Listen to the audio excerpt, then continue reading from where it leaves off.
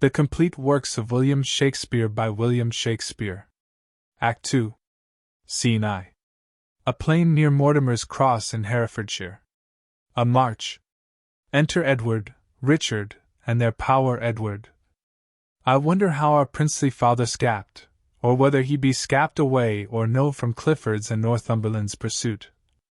Had he been ta'en, we should have heard the news.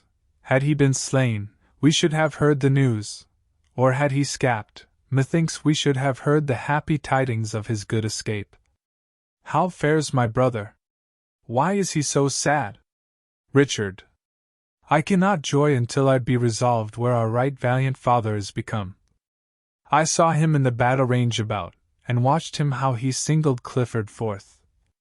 Methought he bore him in the thickest troop as doth a lion in a herd of neat, or as a bear, encompassed round with dogs, who having pinched a few and made them cry, the rest stand all aloof and bark at him. So fared our father with his enemies, so fled his enemies my warlike father. Methinks 'tis prize enough to be his son. See how the morning opes her golden gates and takes her farewell of the glorious Sunday. How well resembles it the prime of youth, trimmed like a younker prancing to his love.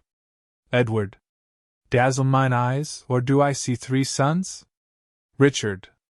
3 glorious suns, each one a perfect sun, not separated with the racking clouds, but severed in a pale clear shining sky. See. They join, embrace, and seem to kiss, as if they vowed some league inviolable. Now are they but one lamp, one light, one Sunday. In this the heaven figures some event. Edward. 'Tis wondrous strange, the like yet never heard of.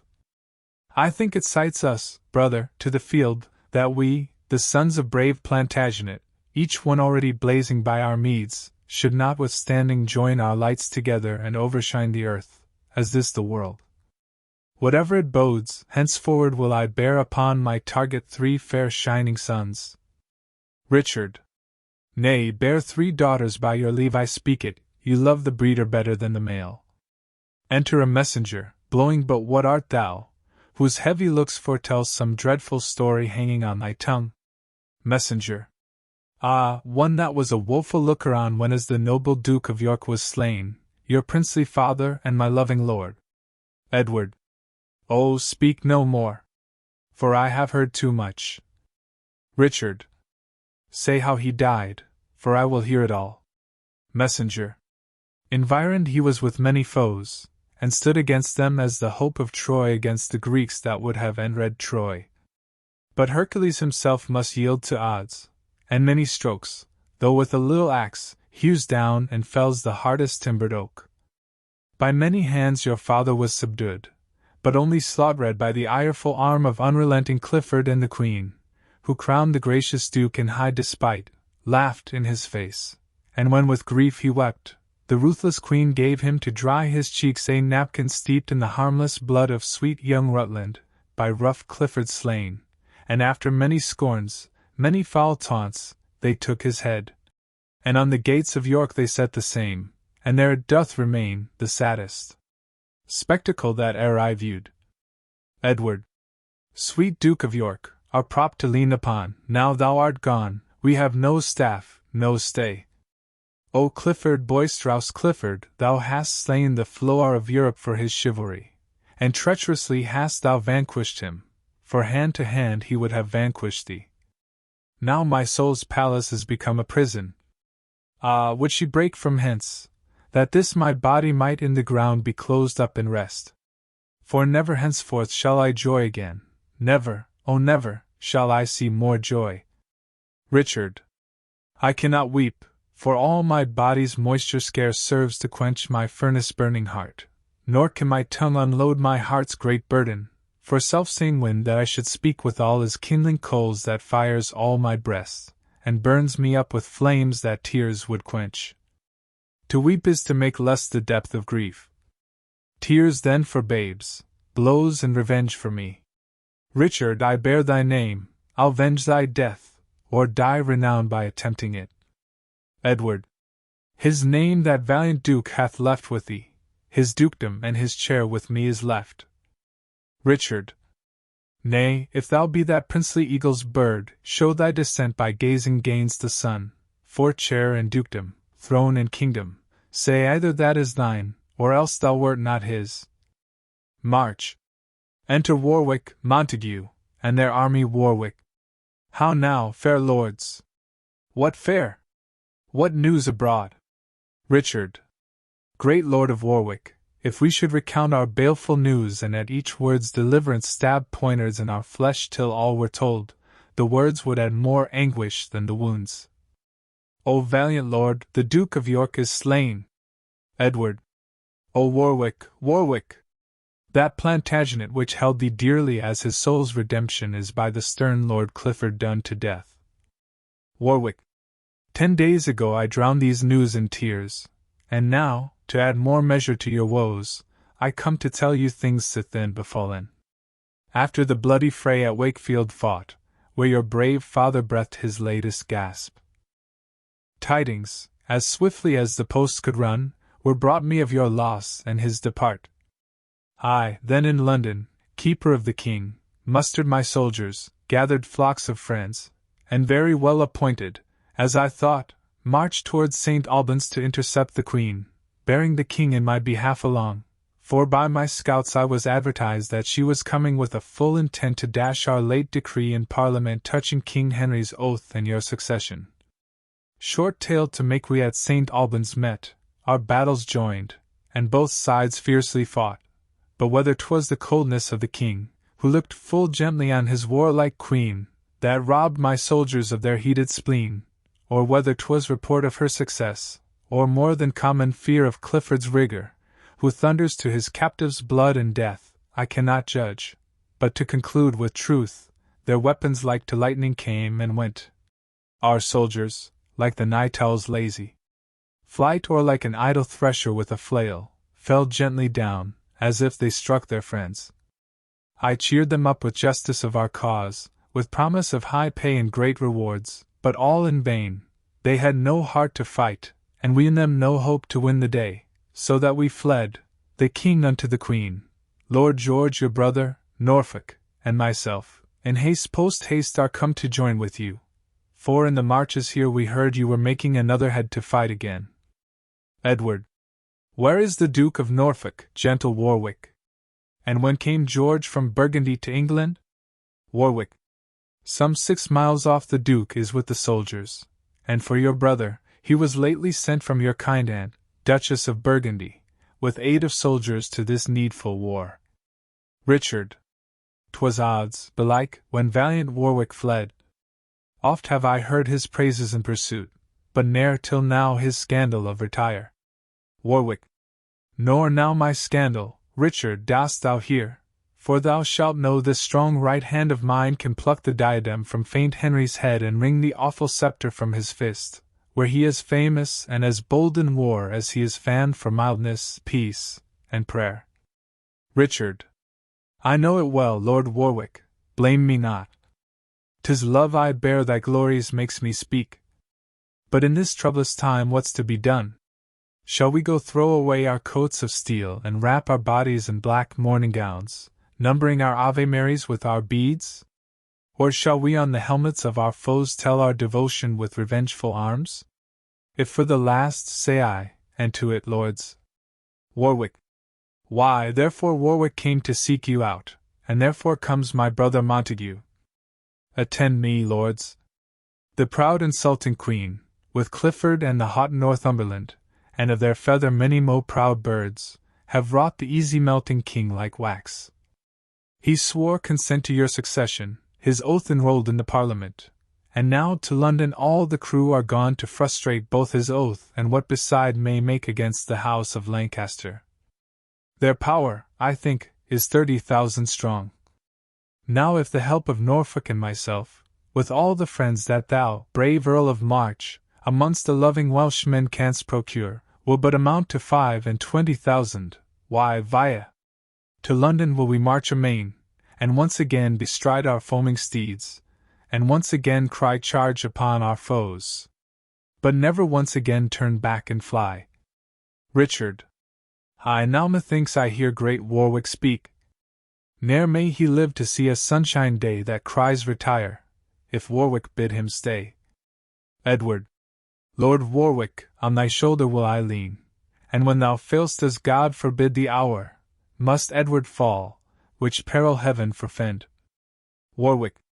No longer Earl of March, but Duke of York, the next degree is England's royal throne, for King of England shalt thou be proclaimed in every borough as we pass along, and he that throws not up his cap for joy shall for the fault make forfeit of his head. King Edward, valiant Richard, Montague, stay we no longer, dreaming of renown, but sound the trumpets and about our task. Richard. Then, Clifford, were thy heart as hard as steel, as thou hast shown it flinty by thy deeds, I come to pierce it or to give thee mine. Edward. Then strike up drums. God and St. George for us. Enter a messenger. Warwick. How now? What news? Messenger. The Duke of Norfolk sends you word by me the Queen is coming with a puissant host, and craves your company for a speedy council. Warwick. Why, then it sorts, brave warriors, let's away. Extant Scene 2.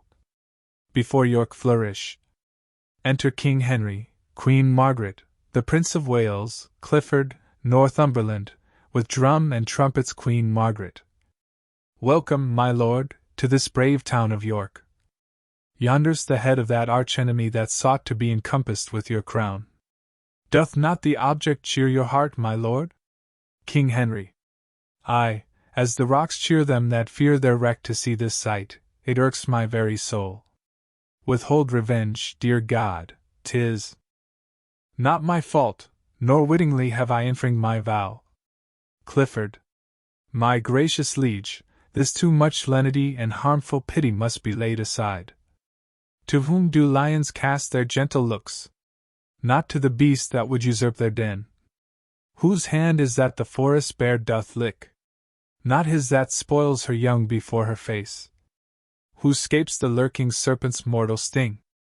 Not he that sets his foot upon her back. The smallest worm will turn, being trodden on, and doves will peck in safeguard of their brood. Ambitious York did level at thy crown, thou smiling while he knit his angry brows. He, but a duke, would have his son a king, and raise his issue like a loving sire. Thou, being a king, blessed with a goodly son, didst yield consent to disinherit him, which argued thee a most unloving father. Unreasonable creatures feed their young, and though man's face be fearful to their eyes, yet, in protection of their tender ones, who hath not seen them even with those wings which sometime they have used with fearful flight, make war with him that climbed unto their nest, offering their own lives in their young's defense. For shame, my liege, make them your precedent. Were it not pity that this goodly boy should lose his birthright by his father's fault, and long hereafter say unto his child what my great-grandfather and grandsire got, my careless father fondly gave away? Ah, what a shame were this! Look on the boy, and let his manly face, which promiseth successful fortune, steel thy melting heart to hold thine own and leave thine own with him. King Henry. Full well hath Clifford played the orator, inferring arguments of mighty force. But Clifford, tell me, didst thou never hear that things though God had ever bad success? And happy always was it for that son whose father for his hoarding went to hell. I'll leave my son my virtuous deeds behind, and would my father had left me no more. For all the rest is held at such a rate as brings 1,000-fold more care to keep than in possession any jot of pleasure. Ah, cousin York! Would thy best friends did know how it doth grieve me that thy head is here. Queen Margaret. My lord, cheer up your spirits, our foes are nigh, and this soft courage makes your followers faint. You promised knighthood to our forward son, unsheathe your sword and dub him presently. Edward kneeled down. King Henry.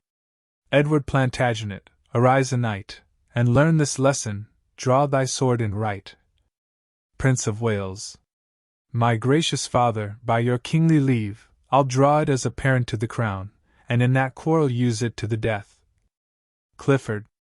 Why, that is spoken like a toward prince. Enter a messenger.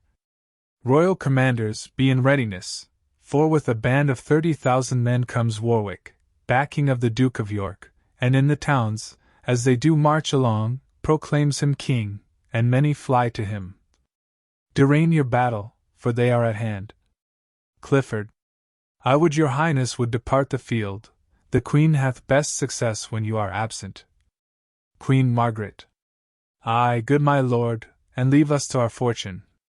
King Henry. Why, that's my fortune too, therefore I'll stay. Northumberland. Be it with resolution then to fight. Prince of Wales. My royal father, cheer these noble lords, and hearten those that fight in your defence. Unsheathe your sword, good father, cry St. George. March. Enter Edward, George, Richard, Warwick, Norfolk, Montague, and soldiers Edward. Now, perjured Henry, wilt thou kneel for grace and set thy diadem upon my head, or bide the mortal fortune of the field? Queen Margaret. Go rate thy minions, proud insulting boy. Becomes it thee to be thus bold in terms before thy sovereign and thy lawful king? Edward. I am his king, and he should bow his knee. I was adopted heir by his consent, since when his oath is broke, for, as I hear, you that are king, though he do wear the crown, have caused him by new act of Parliament to blot out me and put his own son in. Clifford. And reason too, who should succeed the father but the son? Richard. Are you there, butcher? Oh, I cannot speak. Clifford. I, Crookback, here I stand to answer thee, or any he, the proudest of thy sort. Richard. 'Twas you that killed young Rutland, was it not? Clifford. Ay, and old York, and yet not satisfied. Richard. For God's sake, lords, give signal to the fight. Warwick. What sayst thou, Henry? Wilt thou yield the crown? Queen Margaret. Why, how now, long-tongued Warwick? Dare you speak? When you and I met at St. Albans last, your legs did better service than your hands. Warwick. Then 'twas my turn to fly, and now 'tis thine. Clifford. You said so much before, and yet you fled. Warwick. 'Twas not your valor, Clifford, drove me thence. Northumberland. No, nor your manhood that durst make you stay. Richard. Northumberland, I hold thee reverently. Break off the parley, for scarce I can refrain the execution of my big swollen heart upon that Clifford, that cruel child-killer. Clifford. I slew thy father, calls thou him a child? Richard. Ay, like a dastard and a treacherous coward, as thou didst kill our tender brother Rutland. But ere sunset I'll make thee curse the deed. King Henry. Have done with words, my lords, and hear me speak. Queen Margaret. Defy them then, or else hold close thy lips. King Henry. I prithee give no limits to my tongue. I am a king, and privileged to speak. Clifford. My liege, the wound that bred this meeting here cannot be cured by words, therefore be still. Richard. Then, executioner, unsheathe thy sword. By him that made us all, I am resolved that Clifford's manhood lies upon his tongue. Edward. Say, Henry, shall I have my right, or no? 1,000 men have broke their fasts today that ne'er shall dine unless thou yield the crown. Warwick. If thou deny, their blood upon thy head, for York in justice puts his armour on. Prince of Wales. If that be right which Warwick says is right, there is no wrong, but everything is right. Richard. Whoever got thee, there thy mother stands, for well I wot thou hast thy mother's tongue. Queen Margaret.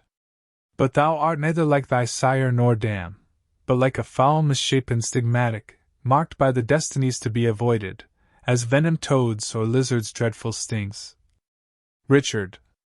Iron of Naples hid with English guilt, whose father bears the title of a king, as if a channel should be called the sea, sham'st thou not, knowing whence thou art extraught, to let thy tongue detect thy base-born heart? Edward. A wisp of straw were worth 1,000 crowns to make this shameless cowlet know herself. Helen of Greece was fairer far than thou, although thy husband may be Menelaus, and ne'er was Agamemnon's brother wronged by that false woman as this king by thee.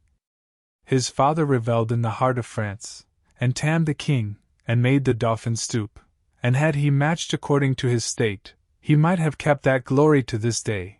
But when he took a beggar to his bed and gracked thy poor sire with his bridal day, even then that sunshine brewed a shower for him that washed his father's fortunes forth of France and heaped sedition on his crown at home. For what hath broached this tumult but thy pride? Hadst thou been meek, our title still had slept, and we, in pity of the gentle king, had slipped our claim until another age. George. But when we saw our sunshine made thy spring, and that thy summer bred us no increase, we set the axe to thy usurping root, and though the edge hath something hit ourselves, yet know thou, since we have begun to strike, we'll never leave till we have hewn thee down, or bathed thy growing with our heated bloods. Edward. And in this resolution I defy thee, not willing any longer conference, since thou deignest the gentle king to speak. Sound trumpets, let our bloody colours wave, and either victory or else a grave. Queen Margaret. Stay, Edward. Edward. No, wrangling woman, will no longer stay, these words will cost 10,000 lives this day. Exeunt Scene 3. A field of battle between Towton and Saxton, in Yorkshire alarum, excursions. Enter Warwick. For spent with toil, as runners with a race, I lay me down a little while to breathe. 4 strokes received and many blows repaid have robbed my strong-knit sinews of their strength, and spite of spite needs must I rest a while. Enter Edward, running Edward. Smile, gentle heaven, or strike, ungentle death, for this world frowns, and Edward's sun is clouded. Warwick. How now, my lord? What hap? What hope of good? Enter George. Our hap is lost, our hope but sad despair, our ranks are broke, and ruin follows us. What counsel give you? Whither shall we fly? Edward. Bootless is flight, they follow us with wings, and weak we are, and cannot shun pursuit. Enter Richard. Ah, Warwick, why hast thou withdrawn thyself? Thy brother's blood the thirsty earth hath drunk, broached with the steely point of Clifford's lance, and in the very pangs of death he cried, like to a dismal clangor heard from far, Warwick, revenge! Brother, revenge my death! So, underneath the belly of their steeds, that stained their fetlocks in his smoking blood, the noble gentleman gave up the ghost. Warwick. Then let the earth be drunken with our blood. I'll kill my horse, because I will not fly. Why stand we like soft-hearted women here, wailing our losses, whiles the foe doth rage, and look upon, as if the tragedy were played in jest by counterfeiting actors? Here on my knee I vow to God above I'll never pause again, never stand still, till either death hath clost these eyes of mine or fortune given me measure of revenge. Edward. O Warwick, I do bend my knee with thine, and in this vow do chain my soul to thine. And ere my knee rise from the earth's cold face I throw my hands, mine eyes, my heart to thee, thou set her up and pluck her down of kings, beseeching thee, if with thy will it stands that to my foes this body must be prey, yet that thy brazen gates of heaven may ope and give sweet passage to my sinfu. El Sol. Now, lords, take leave until we meet again, where'er it be, in heaven or in earth. Richard. Brother, give me thy hand, and gentle Warwick, let me embrace thee in my weary arms. I that did never weep now melt with woe that winter should cut off our springtime so. Warwick. Away, away! Once more, sweet lords, farewell. George. Yet let us all together to our troops, and give them leave to fly that will not stay, and call them pillars that will stand to us, and if we thrive, promise them such rewards as victors wear at the Olympian games. This may plant courage in their quailing breasts, for yet is hope of life and victory. For slow no longer, make we hence amain. Exeunt Scene 4. Another part of the field excursions. Enter Richard and Clifford. Richard. Now, Clifford, I have singled thee alone. Suppose this arm is for the Duke of York, and this for Rutland. both bound to revenge, wert thou environed with the brazen wall. Clifford. Now, Richard, I am with thee here alone. This is the hand that stabbed thy father York, and this the hand that slew thy brother Rutland, and here's the heart that triumphs in their death and cheers these hands that slew thy sire and brother to execute the like upon thyself. And so, have at thee. They fight, enter Warwick. Clifford flies Richard. Nay, Warwick, single out some other chase, for I myself will hunt this wolf to death. Exeunt Scene B. Another part of the field alarum. Enter King Henry alone. King Henry. This battle fares like to the morning's war, when dying clouds contend with growing light, what time the shepherd, blowing of his nails, can neither call it perfect day nor night. Now sways it this way, like a mighty sea forked by the tide to combat with the wind, now sways it that way, like the self-same sea forked to retire by fury of the wind. Sometime the flood prevails, and then the wind, now one the better then another best, both tugging to be victors, breast to breast, yet neither conqueror nor conquered. So is the equal poise of this fell war. Here on this molehill will I sit me down. To whom God will, there be the victory. For Margaret my queen, and Clifford too, have chid me from the battle, swearing both they prosper best of all when I am thence. Would I were dead, if God's good will were so. For what is in this world but grief and woe? O God!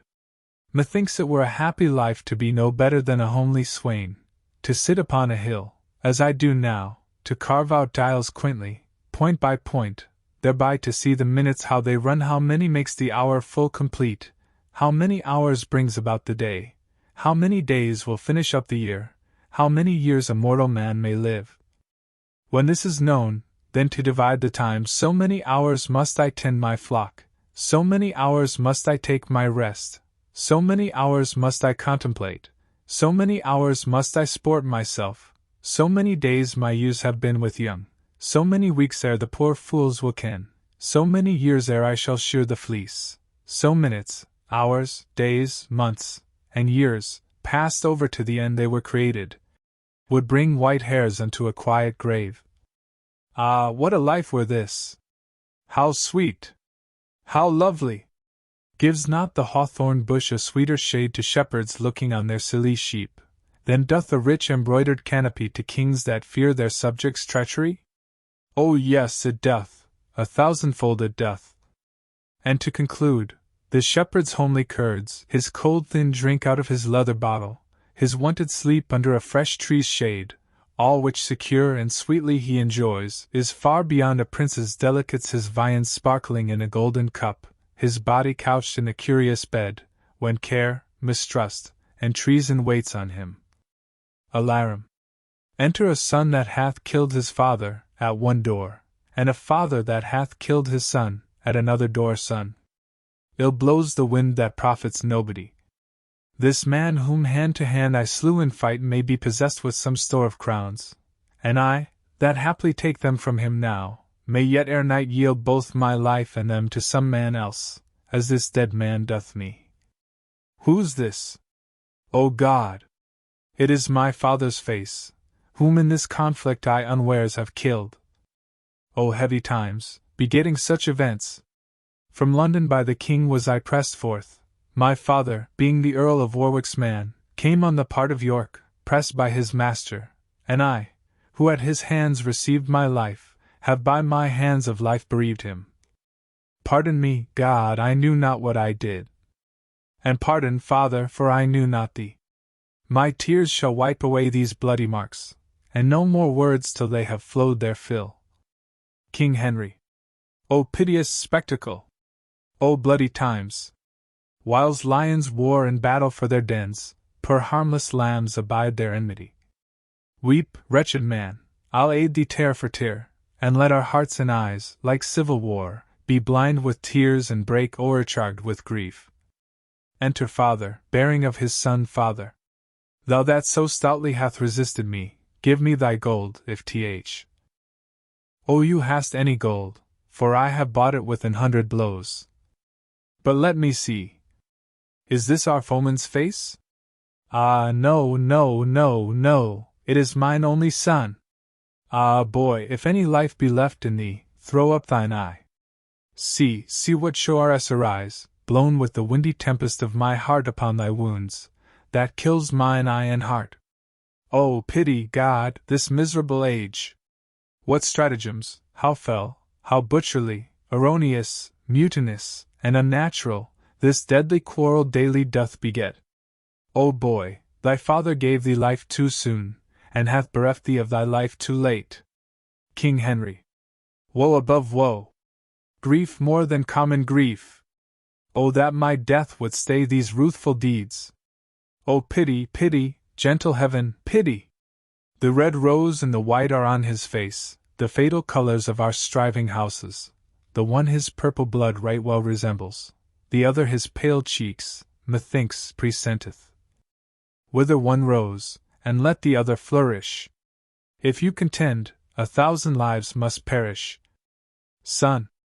How will my mother for a father's death take on with me, and ne'er be satisfied? Father!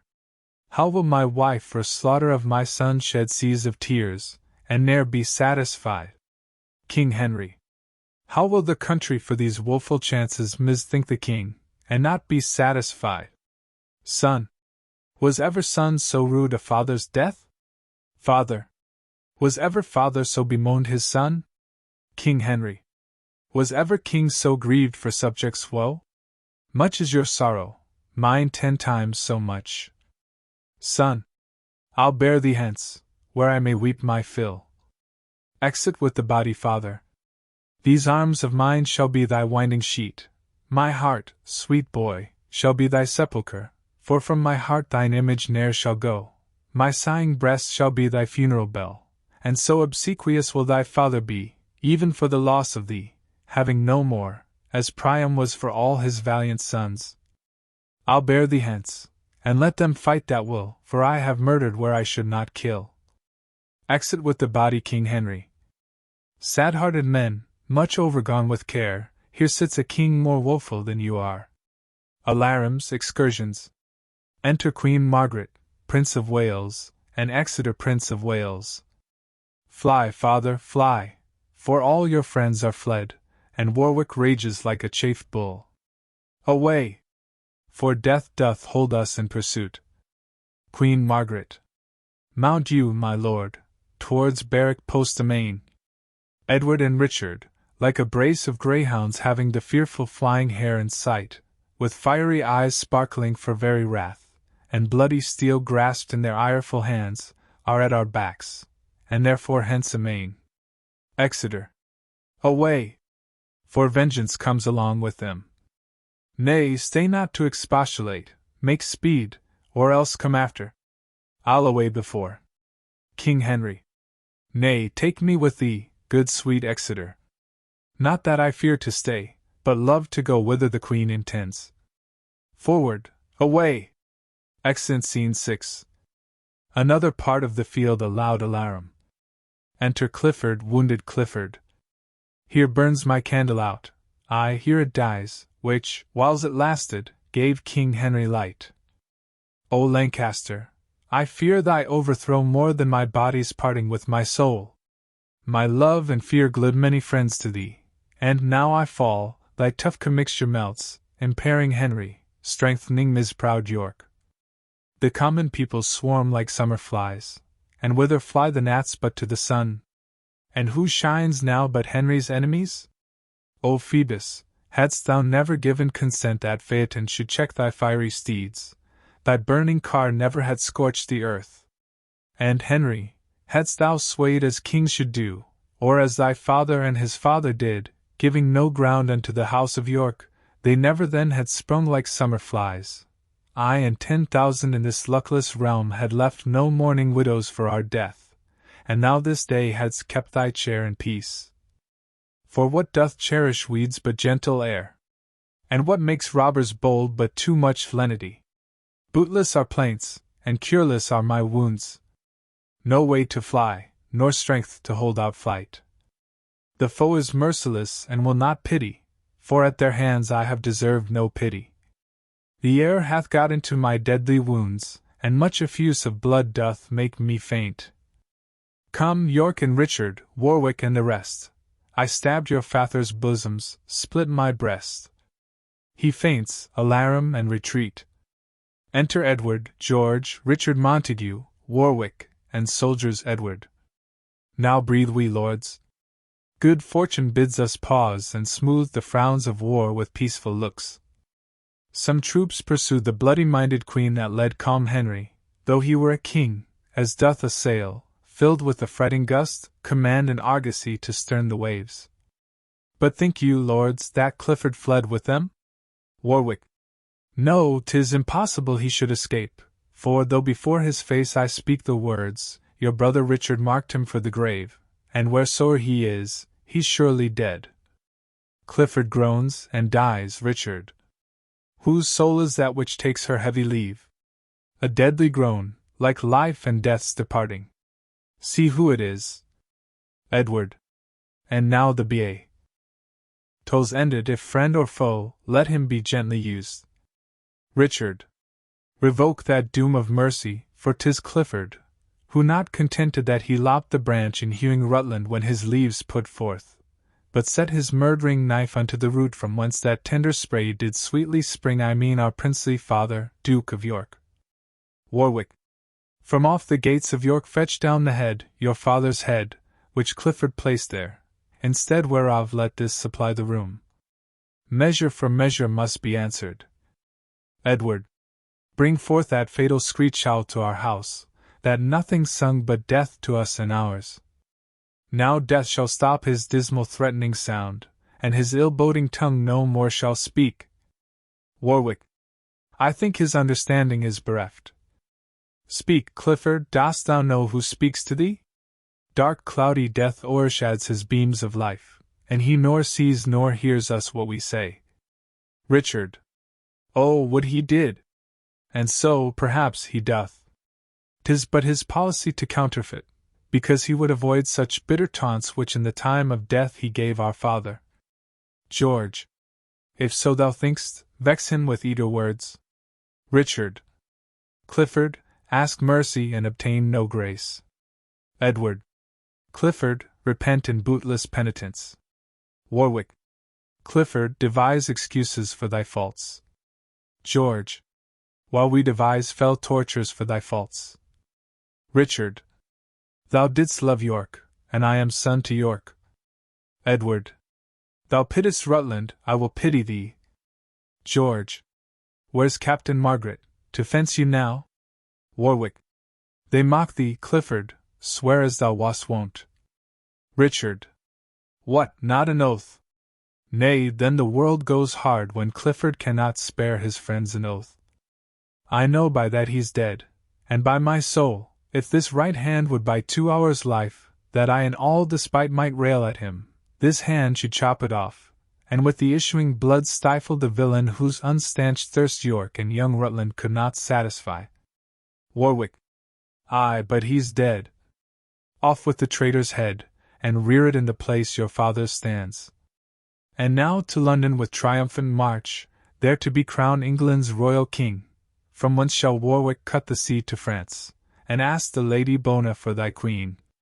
So shalt thou sinew both these lands together, and having France thy friend, thou shalt not dread the scattered foe that hopes to rise again, for though they cannot greatly sting to hurt, yet look to have them buzz to offend thine ears.